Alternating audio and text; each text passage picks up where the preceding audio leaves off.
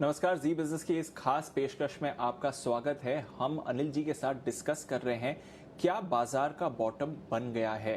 पिछली गिरावट में हमने देखा कि लगभग 7,500 के आसपास बाजार गिरा। उसके बाद एक शानदार रिकवरी भी आई निचले स्तरों से। अप्रैल का महीना काफी अच्छा रहा, वापस 9,900 के आसपास आ गया निफ्टी। बाजार में एक शानदार तेजी रही अप्रैल के महीने पे। पर जो अब सवाल बनता है ट्रेडर्स के लिए, निवेशकों के लिए, फंडामेंटल इन्वेस्टर्स के लिए कि क्या 7,500 पर बाजार का बॉटम बन चुका है? क्या ये एक अच्छा सपोर्ट रहेगा? ना कि जितनी भी खराब खबरें आए या फिर इसके ज्यादा गिरावट आए, या फिर यहां से भी नीचे जाने की इस समय आशंका है। इसी पर हम खास बातचीत करने वाले हैं जी बिजनेस के मैनेजिंग एडिटर अनिल सिंघवी के साथ।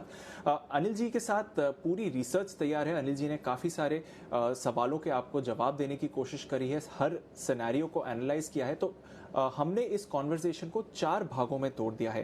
पहली बात करेंगे कि अनिल जी से समझेंगे कि बाजार के बॉटम बनने के क्या संकेत होते हैं। दूसरी बात समझेंगे कि बॉटम ना बनने का रिस्क क्या है इस समय।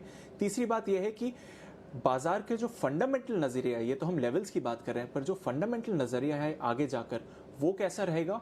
और आखिर में जानेंगे कि अनिल जी की क्या बाजार की समझ है इस समय। यहां से अनिल जी कैसे देख रहे हैं बाजार का मूवमेंट क्या रहेगा। एडिटर्स टेक अनिल जी से समझेंगे।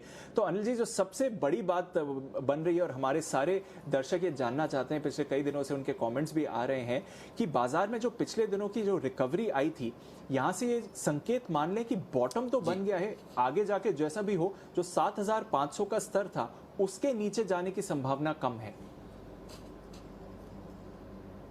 देखिए दीप, जो हमने रिसर्च की थी कि बाजार का बॉटम कब और कैसे, उसमें हमने 3 फॉर्मूला दिए थे और मैं ये बताना चाहता हूँ कि वो तीनों के तीनों फॉर्मूला सेटिस्फाई हो चुके हैं बॉटम बनने के लिहाज से, राइट।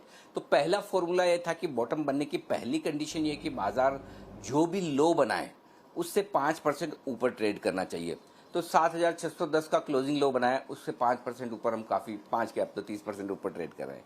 दूसरी कंडीशन ये थी कि भाई जब भी 5% ऊपर ट्रेड करना शुरू करें, अगले 9 ट्रेडिंग सेशन में किसी भी एक दिन 10% ऊपर बंद होना चाहिए। वो कंडीशन भी हमने पूरी की। तीसरी कंडीशन ये थी कि जब 10% ऊपर बंद हो जाए तो उसके बाद बचे हुए ट्रेडिंग सेशन, जो भी 9 ट्रेडिंग सेशन में बचे हुए सेशंस हैं, उनमें हमेशा वो 10% के ऊपर ही बंद होना चाहिए। ये कंडीशन भी हमने पूरी कर ली। और चौथी कंडीशन ये थी कि इन 9 दिनों में ज्यादा से ज्यादा 3 नेगेटिव क्लोजिंग बाजार ले सकता है, इससे ज्यादा नहीं।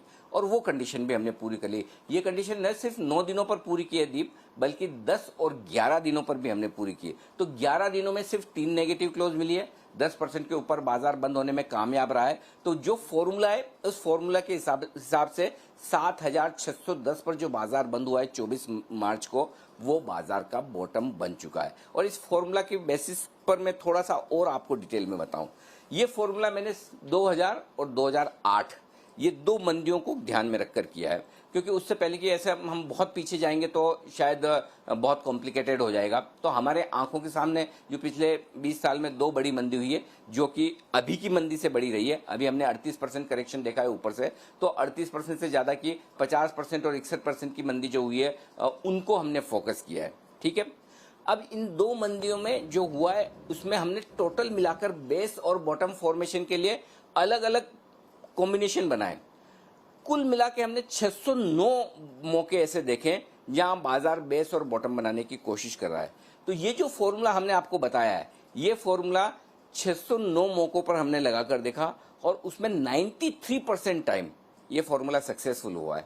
7% टाइम ऐसा हुआ है कि सपोज समझिए कि 3 बार नेगेटिव क्लोज हो, 3 बार से कम नेगेटिव क्लोज हुआ तो भी बॉटम नहीं बना, या एक आध बार आपकी क्लोजिंग 10% के नीचे हो गई तब भी बॉटम बन गया। तो ये 7% वाला एक आप ये कह सकते हैं कि रिस्क फैक्टर है। लेकिन 93%, और वो भी हमने ये सैंपल साइज छोटी नहीं रखी है, 609 मौके, 609 कम नहीं होते। तो 609 बार जो हमने इस फॉर्मूले का अप्लाई किया अलग अलग वक्त 2000 और 2008 में, उसमें 93%, 93% मामलों में ये इसमें एक बार फिट हो गया। एक और चीज, अब जो 7% टाइम ये फॉर्मूला फेल हुआ है कि ये सारे फॉर्मूला की कंडीशन सेटिस्फाई करते हुए भी बाजार बॉटम नहीं बना, तो फिर हमने कहा कि क्या ऐसा इस बार भी हो सकता है? बिल्कुल संभव है। आपको कैसे पता चलेगा कि आप 93% में है या 7% में? तो हम मानकर चलें कि चलिए हम 7% में कि इस बार फॉर्मूला फेल हो जाए, भगवान न करे। तो फिर क्या, तो ऐसी सिचुएशन में एक और हमने चीज देखी कि बॉटम से हाईएस्ट क्लोजिंग कितनी मिली है। तो मंदी के दौरान जो हाईएस्ट क्लोजिंग हुई है साल 2000 में मिली थी करीबन 25% की, साल 2008 में मिली थी करीबन 21% की। इस बार जो हाईएस्ट क्लोजिंग मिली 29.5% की। तो पहले जब भी ये 7% बार फॉर्मूला फेल हुआ है, लेकिन उतनी ऊपर की क्लोजिंग नहीं मिली। तो ये क्लोजिंग पूरा कॉन्फिडेंस दे रही है कि बाजार बॉटम बना चुका है फॉर्मूला के हिसाब से। तो 2008 में और 2000 में इतनी ऊंची क्लोजिंग 30% के आसपास की आपको तभी मिली जब बॉटम बन गया। तो इस लिहाज से जो डिटेल स्टडी और रिसर्च हमने की और जो फॉर्मूला हमने निकाला उस हिसाब से बाजार का बॉटम बन चुका है। ये फॉर्मूला के बेसिस पर आप कह सकते हैं, रिस्क अपनी जगह है, लेकिन ये बॉटम बन चुका है, ये फॉर्मूला बता रहा है। चलिए, तो ये एक बहुत बड़ी बात जो अनिल जी ने कही है कि रिसर्च के हिसाब से अगर आप देखें तो बॉटम बन चुका है। तो ऐसा आप भरोसा रख सकते हैं कि 7,500 पर बाजार का बॉटम इस समय तो निश्चित लग रहा है। पर अनिल जी, जैसा आप और मैं रोज डिस्कस करते हैं कि ये एक अलग तरह की क्राइसिस है। अब तक की जो क्राइसिस बाजार में थी वो फाइनेंशियल थी, ये हेल्थ क्राइसिस ज्यादा है। तो अगर 1% का भी रिस्क लें सर कि शायद 7,500 पर बॉटम नहीं है, तो फिर किन वजहों से ऐसा लग सकता है कि शायद ये बॉटम नहीं है? रिस्क क्या है इस समय बाजार के लिए? ये अच्छा सवाल है दीप, और इसको भी हमें पूरी तरह से फोकस करके पढ़ाई कर लेनी चाहिए। ऑफ कोर्स सारे डेटा, सारे सिम्टम्स आपको ये बता रहे हैं कि 7,610 24 मार्च बॉटम डन। लेकिन रिस्क क्या हो सकती है? क्योंकि हर एक फॉल किसी पिछले फॉल से अलग होता है, हर एक गिरावट की वजह अलग होती है, हर एक गिरावट का तरीका अलग होता है, और ऐसे में हमें चांस लेना है या नहीं लेना है। पहली चीज, ये फॉर्मूला 7% बार लागू नहीं हुआ। हमने 609 मौकों पर लगाया, उसमें से 7% मौके ऐसे थे, 93% फॉर्मूला सही हुआ, 7% नहीं हुआ। तो आप 100% कभी भी एकदम ये नहीं कह सकते कि नहीं बन ही गया। तो ये हो सकता है इस बार हम उन 7% में शामिल ना हो, और हो सकता है शामिल भी हो। तो एक वो कहते हैं कि 3 सिग्मा डेविएशन वाली रिस्क हमेशा रहती है, तो वो रिस्क हमेशा रहती है। लेकिन आप प्रोबेबिलिटी के गेम में आप हाईएस्ट और हायर प्रोबेबिलिटी के साथ जाना चाहते हैं। तो हायर प्रोबेबिलिटी ये कि 93% मामलों में ये लग रहा है कि बॉटम बन चुका है, तो उस लिहाज से बन चुका है। लेकिन भगवान न करे अगर आप 7% वाले में आए तो एक छोटी रिस्क वो है ही। दूसरी रिस्क क्या है, वो बड़ी इंटरेस्टिंग है दीप। इस बार हम 38% गिरे, ठीक है, जबकि 2000 और 2008 में 38% से ज्यादा गिरे थे, ठीक है। लेकिन 38% टॉप से गिरने में हमने कितना वक्त लगाया है, इसको हमने कैलकुलेट किया। साल 2000 में 38% गिरने में हमें लगा 291 ट्रेडिंग सेशन, मतलब कि एक साल से ज्यादा। उस हिसाब से देखिए तो साल 2008 में हमें समय लगा कम, 119 ट्रेडिंग सेशन, और इस बार हमें 38% गिरने में लगे सिर्फ 49 ट्रेडिंग सेशन। 49 ट्रेडिंग सेशन में हम 12,432 से 7,610 तक आ गए नीचे की तरफ। तो 38% आने में हमने इस बार वक्त ज्यादा नहीं लगाया, स्पीड से आए।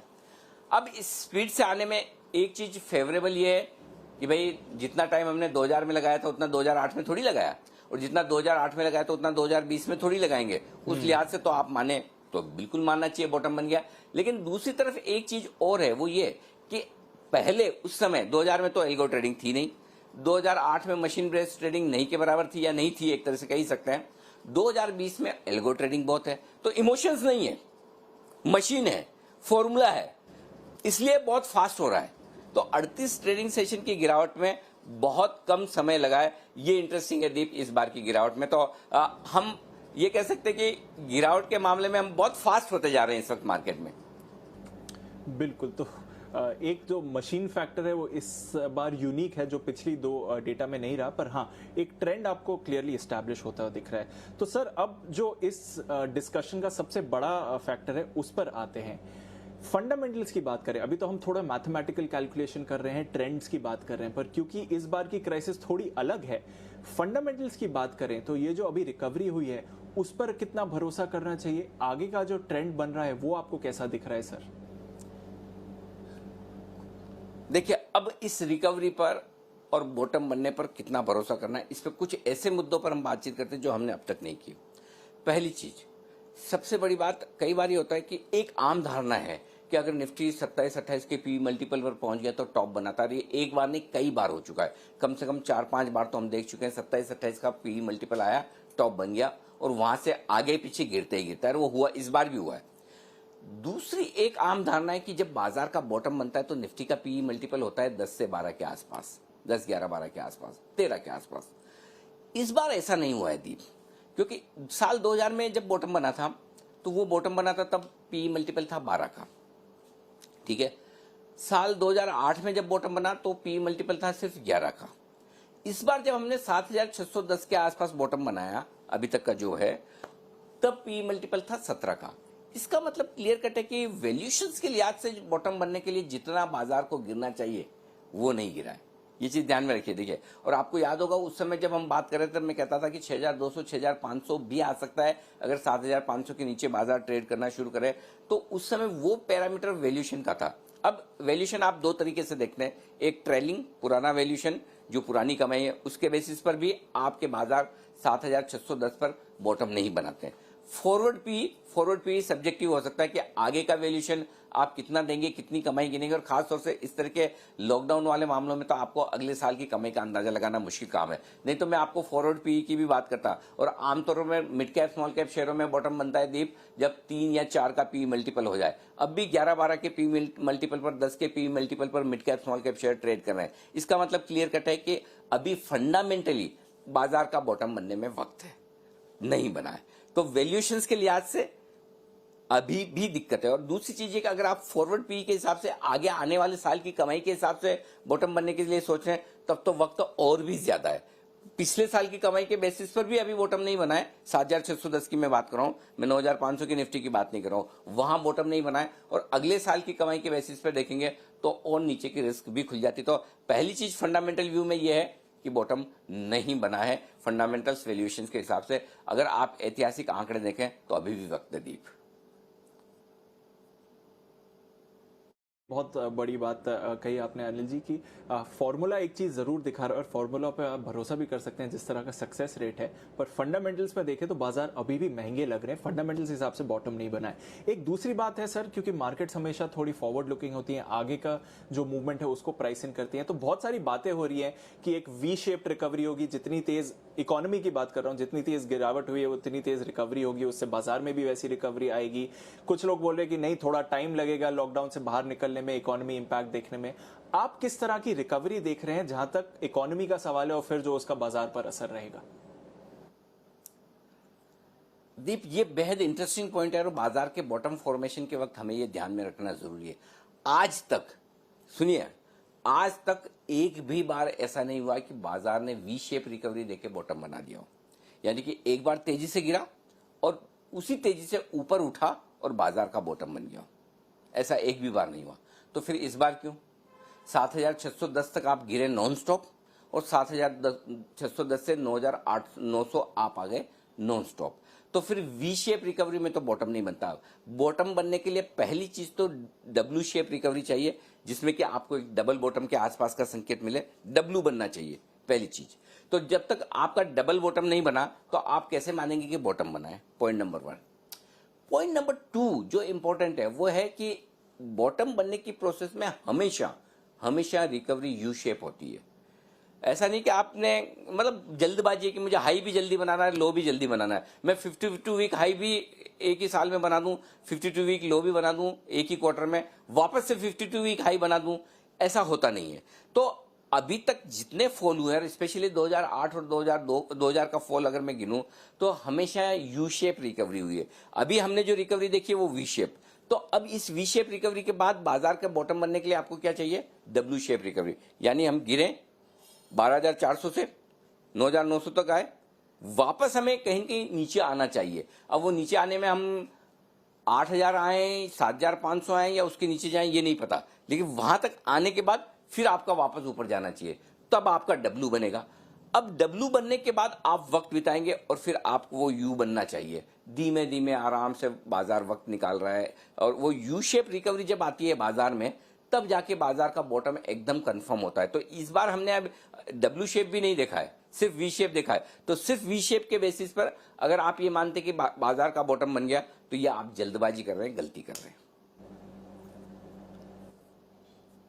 ठीक है, तो ये एक और संकेत है आपके लिए जो हमें क्लियरली दिखा रहा है कि शायद इस समय फंडामेंटल लिहाज से बॉटम नहीं बना है बाजार का। अब अनिल जी, मैं आपसे एक सवाल पूछता हूं जो शायद मैंने आपसे पिछले 1.5 महीने में नहीं पूछा है, क्योंकि मार्केट की रिकवरी भी वैसे चल रही थी। एक जो बाजार में पैनिक आता है, जो पहले जब पैनिक आया था जब कोरोना को लेकर चिंताएं हुई थी, अभी तो इकोनॉमी को लेकर वैसा पैनिक नहीं देखा है बाजार ने, तो क्या वो भी एक आना बाकी, क्या वो भी एक ऐसा संकेत हो सकता है बाजार के बॉटम के लिए? देखिए, बाजार के बॉटम और बाजार के पैनिक में एक सिंपल चीज है, बहुत कॉमन, हर बार कॉमन है। टॉप के वक्त यूफोरिया, सबको लेना है, हर भाव में लेना है और हर एक वैल्यूएशन पर लेना है। अगर निफ्टी 28 के पी मल्टीपल पर भी ट्रेड कर रहा है तो कंपनी का एसओटीपी, सम ऑफ द पार्ट्स वैल्यूएशन निकालेंगे, होल्डिंग कंपनी का वैल्यू देखेंगे, सब्सिडरी कंपनी का वैल्यू देखेंगे, कहीं कहीं से आप जस्टिफाई कर लेंगे आगे के 2 साल 3 साल को जस्टिफाई करके। वो हम सबकी आदत है, फंड मैनेजर्स हो या हम हो, इक्विटी एनालिस्ट हो या कोई भी हो, सबकी आदत है कि आप फॉरवर्ड पी को जस्टिफाई करेंगे और ये बताएंगे नहीं नहीं यार ये कोई दिक्कत नहीं, महंगा कुछ नहीं है, सब ठीक है। तो वो यूफोरिया होता है।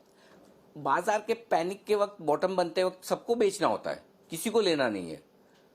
मार्जिन कॉल्स धड़ाधड़ ट्रिगर हो रहे हैं एक के बाद एक, मतलब डिफॉल्ट्स हो रहे हैं, सबको बेचना है, खरीदना किसी को नहीं है। म्यूचुअल फंड रिडम्पशंस हो रहे हैं। इंसिडेंटली इस बार बॉटम के वक्त ऐसा कुछ नहीं दिख रहा। जब हम 7,500 पर पहुंचे तो हाँ, ये जरूर था कि लोग परेशान है, ऐसा नहीं कि परेशान नहीं, आपके पोर्टफोलियो में जो नुकसान होता है। तब भी सवाल क्या आता है? सवाल ये आता है कि कब लेना है। अब इसमें एक चीज ये भी हो सकती है दीप, कि हमने काफी लोगों को पहले कहा कि नहीं लेना है या निकल जाना है, नहीं फंसना है, तो हो सकता है काफी लोग निकले हों और उस हिसाब से कैश हो। लेकिन फिर भी मैं ये समझता हूँ कि हम कितने लोगों को बोल देंगे, कितने लोग अमल कर लेंगे और कितने लोग उस पर कैश पे बैठे होंगे। लेकिन उसके बावजूद इस बार वो पैनिक नहीं है कि मैं 7,500 पर लोग पूछे कि मैं बेच दूं क्या, 8,000 पे पूछे मैं बेच दूं क्या, मुझे लेना है, कब लेना है, इस तरह की इंक्वायरी ज्यादा है। तो जब तक ये ऑप्टिमिज्म है, जब तक ये पॉजिटिविटी है, जब तक लोगों में ये है कि नहीं इक्विटी से पैसा बनेगा। और आप इसके विपरीत देखिए, कोई म्यूचुअल फंड रिडम्पशन आए नहीं मार्च के महीने में, फरवरी के महीने में से जो निकल कर आए। तो ऐसे में एक चीज क्लियर है, लोग अभी भी भरोसा बनाए हुए हैं। वो पैनिक, वो डर, वो मिसिंग है। और जब तक वो नहीं होता तब तक बॉटम बनने का ये संकेत चाहिए, मतलब फॉल किसी भी वजह से हो, 2008 का क्राइसिस हो या 2020 का ये क्राइसिस हो, 2000 का क्राइसिस हो, क्राइसिस कोई भी रहने दो, जो बिहेवियर है, लोगों की मानसिकता है, हर एक बॉटम पर सेम होती है, हर एक टॉप पर सेम होती है। इसमें कभी कोई बदलाव नहीं आया। आप पिछले 100 साल के देख लें कि जब भी टॉप बनता है यूफोरिया होता है। हाँ, इसमें एक चीज दीप और जोड़नी चाहिए और वो ये है कि इस बार जब 12,400 पर आप टॉप बना रहे थे तब भी उतना यूफोरिया नहीं था कि हर एक शेयर हर किसी भी दाम पर चल रहा हो। नो डाउट यूफोरिया इस लिहाज से कॉन्फिडेंस बहुत था, लेकिन इस बार यूफोरिया वहां भी कम था कि कोई भी शेयर, कैश के स्टॉक रोज 20-20% मार रहे हैं। मतलब आपने आज नहीं लिया, वो कहते हैं कि इन्वेस्ट नाउ इन्वेस्टिगेट लेटर, आज खरीद लो बाद में रिसर्च करो। वैसा माहौल 12,400 पर भी नहीं था, तो वैसा माहौल 7,500 पर भी आपको नहीं दिखा। लेकिन फिर भी एक चीज कह सकते हैं कि जो बॉटम बनने के लिए एक पैनिक दिखना चाहिए, लोगों में चिंता, या लोग ये करेंगे नहीं नहीं आज के बाद मुझे तो इक्विटी मार्केट में आना ही नहीं है, इस तरह का जो माहौल होता है ना, वो माहौल मिसिंग है। तो उस लिहाज से बॉटम की एक गुंजाइश बचती है अभी भी कि वो माहौल भगवान ना करे देखना पड़े, लेकिन वो दिखता है तो बॉटम बनता है। लेकिन उसका एक रीजन ये हो सकता है कि शायद लोगों ने इस बार पोजीशन कम रख ली हो, या फिर 12,400 पर भी उतने बुलिश नहीं थे, तो हो सकता है इस वजह से आपको उतना पैनिक, उतना फियर न दिखे, उतना डर न दिखे। लेकिन जितना दिखना चाहिए वो अभी मिसिंग है। ओके, तो उतना पैनिक जितना दिखना चाहिए वो अभी भी मिसिंग है। तो फिर अनिल जी, इस डिस्कशन की जो एक आखिरी पड़ाव है, जो सबसे खास बातचीत है, उसकी बात करते हैं। सर, आपकी इस समय बाजार पर क्या राय बन रही है? अब जो हमने पूरा सेटअप देख लिया, फॉर्मूला के लिहाज से, पुराने एग्जाम्पल से और फंडामेंटल लिहाज से, उससे पहले एक दो चीजें और मैं बताना चाहता हूँ। क्या राय बन रही है? जी दीप, मैं अपनी राय दूं उससे पहले एक दो चीजें और मैं बॉटम से रिलेटेड जो है उन्हें मैं हाईलाइट करना चाहता हूं। पहली चीज, 2008 और 2000 के वक्त से अगर आप इकोनॉमिक ग्रोथ को इस वक्त देखेंगे ना, तो हमारी इकोनॉमिक ग्रोथ इस बार ज्यादा कमजोर है पहले के मुकाबले में। 2008 में हमें यह पता था कि बाकी पूरी दुनिया खराब है, हम खराब नहीं है, और वाकई में ऐसा था भी। हम बहुत बाद में खराब हुए, लेकिन इस बार वो सिचुएशन नहीं है। इस बार हम 12,400 के लेवल पर भी स्टिमुलस मांग रहे थे कि ऑटो के लिए पैकेज चाहिए, रियल एस्टेट के लिए पैकेज चाहिए, एमएसएमई के लिए चाहिए, एसएमई के लिए चाहिए, सरकार से पुश चाहिए। तो ग्रोथ को लेकर तो हमारी चिंताएं ऑलरेडी चली रही थी। आपको पता ही है कि ग्रोथ इतने सालों के निचले स्तरों पर चल रही थी। तो इस बार इकोनॉमिक ग्रोथ वाली जो सिचुएशन, जो कंफर्ट है, वो नहीं है। तो उस लिहाज से जब आपके पास ग्रोथ नहीं है तो फिर ये फंडामेंटली मान लेना कि बॉटम बन गया, ये थोड़ा सा जल्दबाजी है। जबकि पहले तो 2000 और 2008 में तो ग्रोथ का कंफर्ट था कि ग्रोथ उतनी बुरी नहीं है। इस बार तो ग्रोथ को लेकर भी चिंताएं, तो इसलिए एक बार और जगह है। एक और चीज, बाजार का टॉप या बॉटम बनने के लिए एक चीज बहुत जरूरी है कि जहां एकदम फ्री ट्रेड हो, जिसको जितनी लॉन्ग पोजीशन बनाए नहीं बनाए, जितनी शॉर्ट बनानी है बनाए। हालांकि इस बार भी कहीं कोई रेस्ट्रिक्शन नहीं है कि आपकी लॉन्ग या शॉर्ट पर है, लॉन्ग पे तो कभी था ही नहीं, शॉर्ट पे लेकिन रेस्ट्रिक्शन भले ना हो। लेकिन एक चीज जरूर हुई है इस बार, वो ये कि आपने मार्केट वाइड पोजिशन कम कर दी। इंडिविजुअल अकाउंट में एक लिमिट से ज्यादा आप शॉर्ट नहीं कर सकते हैं। जो एफआईज है उन्हें अपने पोर्टफोलियो के सामने शॉर्ट करना है। तो कुछ कुछ रेस्ट्रिक्शंस ऐसे सेबी के आए जिससे कि बाजार में अननेसेसरी पैनिक ना हो या सेलिंग ना हो। लेकिन उससे एक चीज जो होती है वो ये कि बाजार को जिन लेवल पर जाकर पैनिक बॉटम बनाना है, आप शब्द समझिए, बॉटम नहीं, पैनिक बॉटम, वो पैनिक बॉटम शायद बन नहीं पाया क्योंकि आर्टिफिशियल रीजन से थोड़ी बाजार की गिरावट रुकी है। शायद वो नहीं होते तो हो सकता है बाजार और गिरते। वही मार्जिनिंग सिस्टम रहता, वही market wide open position limit रहती तो हो सकता है बाजार और गिरते। तो ये 2 पॉइंट और डीप ऐसे हैं जो मैं बताना चाहता हूं कि इस बार बाजार में शॉर्ट्स भी थोड़े कम बने कंपैरेटिवली, जितने हर बार बनते हैं। और इस बार इसीलिए रिटेल का पार्टिसिपेशन भी शायद थोड़ा कम रहा कंपैरेटिवली। और जो बड़े ट्रेडर्स का या एचएनआई इन्वेस्टर्स का पार्टिसिपेशन रहा वो एल्गो ट्रेडिंग के जरिए ज्यादा रहा। तो एल्गो ट्रेडिंग में क्या है, ह्यूमन टच नहीं है, आपका इमोशन है नहीं। मशीन ने बेचा, मशीन ने खरीद लिया, मशीन ने स्टॉप लॉस ट्रिगर कर लिया, मशीन ने प्रॉफिट बुक कर लिया। तो ये दो पॉइंट और इंपॉर्टेंट है जो आपको ध्यान में रखनी है बॉटम के लिहाज से। जी दीप। ओके, सो 2 और पॉइंट, जो आर्थिक स्थिति थी उसका कंपैरिजन और जिस तरह का फंडामेंटल और ट्रेडिंग सेटअप था वहां पे जो डिफरेंस है। पर आपकी क्या राय बन रही है सर, अब यहाँ से आगे जाकर किन अहम स्तरों पर ध्यान रखना चाहिए, कौन से ऐसे ट्रिगर्स होंगे जिसकी तरफ से बाजार का मूवमेंट आएगा दोनों डायरेक्शंस में? दीप देखिए, मैं लगातार पिछले महीने भी आपको कह रहा था कि जब बाजार रिकवरी दे रहा है तो आपको 9,800 10,150 ये टारगेट रेंज रखनी चाहिए। और मैंने तो कहा भी था कि 10,000 के आसपास आएगा तो मैं खुद अपने पोर्टफोलियो पर प्रॉफिट बुक करूंगा, और वो मैंने किया भी कुछ हद तक, कुछ और भी करूंगा अगर बाजार ऊपर आएगा तो। अब इसका मतलब ये नहीं कि 10,150 के ऊपर बाजार नहीं जा सकता, हो सकता है 10,500 हो जाए, हो सकता है थोड़ा और ऊपर चला जाए। लेकिन पॉइंट ये कि इन लेवल पर, इस रेंज के आसपास आपके लिए तेजी करने के लिए रिस्क रिवॉर्ड रेशियो फेवरेबल नहीं है। तो आप उछाल का इंतजार कर रहे हैं। बाजार देखिए, एक तरफा तेजी से गिरा है मार्च में, एक तरफा तेजी से बढ़ा है अप्रैल में। अब एक तरफा तेजी या मंदी होना मुश्किल है, आपको दोनों तरफ मौके मिलेंगे। तो आपको हायर लेवल पर 10,000 के आसपास, अब 200-500 पॉइंट का एग्जैक्ट अंदाजा लगाना मेरे बस की बात नहीं है, लेकिन इसलिए मैं आपको रेंज दे रहा था कि 9,800 10,150। और 10,150 की इंपॉर्टेंस भी मैं आपको बता दूं, जो 12,432 से आपने पहला बड़ा करेक्शन दिया 8,555 तक का, वहां से जो पहली रिकवरी आई वो 10,155 तक आई थी। तो मैं उस रेंज को ट्रेड कर रहा हूं। तो 10,150 10,000 के आसपास कहीं न कहीं एक बार की बाजार बॉटम बनाने, टॉप बनाने की कोशिश कर सकता है। अब उस प्रोसेस में स्टॉप लॉस ट्रिगर करने के लिए आते हो सकता है वो 10,400 500 तक चले जाए, या हो सकता है 9,800 9,900 से ही घूम जाए। इसका अंदाजा लगाना थोड़ा सा मुश्किल काम है। इसीलिए मैंने कहा 9,800 10,150 मेरे लिए वो रेंज है जहां पर मैं कहूंगा कि प्रॉफिट बुक करिए, अपनी इक्विटी पोर्टफोलियो को हल्का करिए। जिन स्टॉक्स में आपको फायदा हो रहा है वो तो पक्का प्रॉफिट बुक करिए। जिन फंड्स में आपको फायदा हो रहा है प्रॉफिट बुक करके आराम से बैठिए। जहां नुकसान हो रहा है, रीजनेबल नुकसान है आपको लगता है, या फिर उस फंड की या फिर स्टॉक की क्वालिटी कमजोर है, वहां पर भी निकल जाएं। अब आइए कि नीचे कितना जा सकते हैं, ये इंपॉर्टेंट है। अगर आप 10,000 के लेवल पर बेच रहे हैं तो बेच इसीलिए रहे कि वापस आपको एंट्री करनी है। ये चीज ध्यान में रखिए। एंट्री करने के लिए सबसे पहले इंपॉर्टेंट लेवल पर आपको ध्यान रखना है वो है 8,800 9,000 की रेंज। ये 200 पॉइंट की रेंज है। यहां बाजार इंपॉर्टेंट सपोर्ट लेगा। अगर यहां पर सपोर्ट लेकर रुक जाता तो एक बार फिर से आपको 10,000 10,500 तक आते हुए दिख सकता है। लेकिन अगर इन लेवल्स को तोड़ता है बाजार, जिसकी संभावना है, जो मैं मान के चल रहा हूं कि शायद तोड़ना चाहिए, इसलिए मैं आपको 10,000 10,500 9,800 पर प्रॉफिट बुक करने के लिए कह रहा हूं। तो मुझे लगता है 8,000 8,300 ये एक रीजनेबल टारगेट नीचे की तरफ का बनता है। वहां पर हम देखेंगे कि क्या पैसा वहीं पर सारा डाल देना चाहिए, कितना डालना चाहिए, या 7,500 का इंतजार करें या उसके नीचे का भी सोचें। ये तब किस तरह की सिचुएशन बनती है, कोरोना को लेकर, चीन अमेरिका को लेकर, हमारी इकोनॉमिक रिकवरी को लेकर, ढेर सारे फैक्टर्स होंगे। वो जब जब जैसे जैसे लेवल्स आएंगे हम उस पर फोकस करेंगे। लेकिन इतना लगता है कि 8,000 8,300 की रेंज पहला अगला सपोर्ट होगा, जहां पर हम सोचेंगे कि अब पोर्टफोलियो में एंट्री कब करनी है।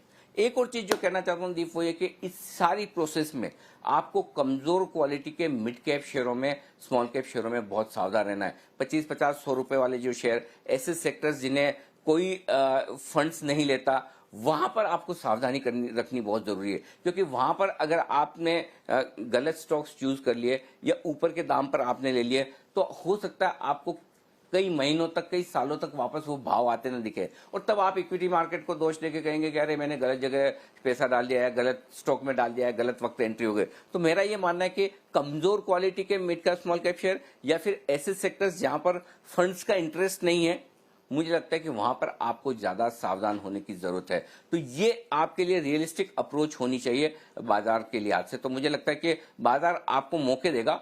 अब इतना बढ़ने के बाद रिस्क रिवॉर्ड रेशियो फेवरेबल नहीं है। अब जैसे जैसे जब जब ऊपर आए आपको डिसाइड करना है कि निकलना चाहिए। देखिए, और ये मेरा व्यू है, हो सकता है सारे लोग मेरे व्यू से सहमत ना हो, सबका अपना व्यू होता है। अगर आपका मेरा व्यू मिलता है और आपको लगता है कि नहीं मैं जो बात कर रहा हूँ सेंसिबल है, तो आप फॉलो कर सकते हैं। आपको लगता है नहीं मेरा व्यू अलग है, तो डेफिनेटली आप अपने व्यू के साथ रहें, क्योंकि अल्टीमेटली पैसा आपका है, पोजीशन आपकी है, मुनाफा या नुकसान दोनों आपका है। तो अल्टीमेटली आपका इंडिविजुअल अपना खुद का कॉल होना चाहिए। लेकिन मेरा ये समझना है कि अब ऊपर के लेवल पर आपको हकीकत जो आती हुई दिखेगी वो उम्मीद के विपरीत होगी, और उस लिहाज से थोड़ा थोड़ा प्रॉफिट बुक करेंगे तो ठीक रहेगा। बिल्कुल। तो जिस तरह अनिल जी ने 7,500 के आसपास आपको बोला था कि इस समय आपको बाजार में पैसा निवेश करना चाहिए, अपने सबसे बड़ा निवेश इस लेवल पर जाना चाहिए, अब राय यह है कि यहाँ पर आप प्रॉफिट बुक करिए और रिस्की स्टॉक से तो आप बाहर ही रहिए। एक और छोटी सी चीज, यही बड़ी बात है जी सर। एक और छोटी सी चीज दीप ऐड करना चाहता हूं, एक और छोटी सी चीज ऐड करना चाहता हूं, और वो ये कि जो बहुत एग्रेसिव अगर इन्वेस्टर्स हैं या एग्रेसिव ट्रेडर्स हैं, वो अगर हल्के फुल्के लॉस में भी निकलने की सोचें कि 10 साढ़े 10,000 निफ्टी आ जाता है, मुझे हल्का फुल्का लॉस है, तब भी मुझे नहीं लगता कि कोई हर्ज है। अगर आप थोड़ा सा लॉस लेकर आप इंतजार कर सकते हैं। एक सिंपल चीज आप देखिए ना, अगर वॉरेन बफेट साहब के पास 125 बिलियन डॉलर पड़े हैं, दुनिया के सबसे बेहतरीन इन्वेस्टर हैं, उन्हें जल्दी नहीं है पैसा लगाने की, तो फिर आपको और मुझे क्यों है? सिंपल चीज है। तो अगर पैसा पड़ा है तो आपको कूदना नहीं चाहिए, तो अरे मेरे पास पैसा पड़ा, कब डालूं क्यों नहीं डालूं।